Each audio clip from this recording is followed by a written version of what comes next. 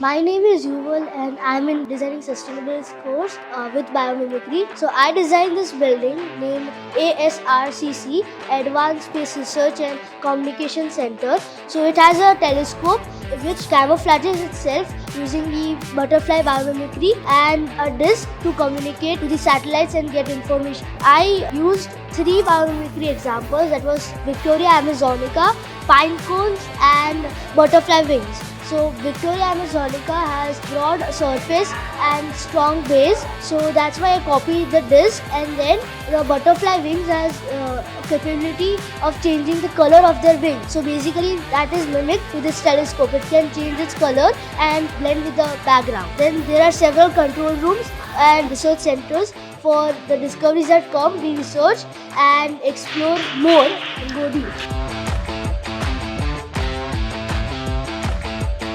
My experience was very good. I learned about sustainability, nature, to technology, programming boards, also designing on different platforms, combining all of these things to create a building like this. It was very good, and also I learned many things from this course.